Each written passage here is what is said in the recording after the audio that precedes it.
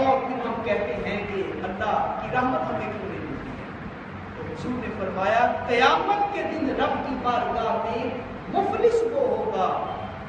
کہ جو آئے گا تو نیکیوں کے ساتھ، لیکن نیکیاں بھی ختم ہو جائیں گی، الٹا دوسروں کے گناہ لے کے وہ جہنم میں داخل کر دیا جائے گا۔ اللہ کی بارگاہ میں دعا کریں کہ اللہ تعالیٰ ہمیں قیامت کی اس مفلسی سے حضور کے صدقے نجات عطا فرمائے۔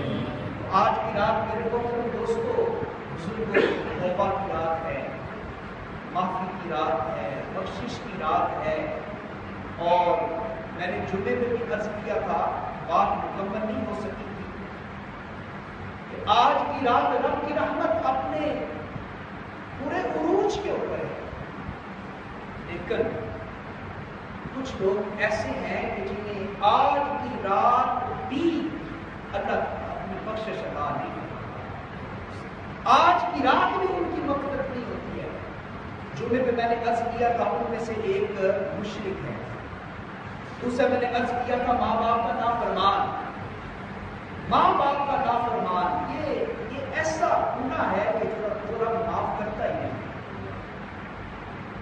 آپ لاکھوں روپے رب کی بارگاہ میں دے دیں، 5 وقت کے نمازی بن جائے، تہجد، اشراق، چاش کے نفل بھی شروع کر دیں، لیکن میں پورے یقین کے ساتھ کہتا ہوں اگر کسی اولاد سے اس کی ماں ناراض ہے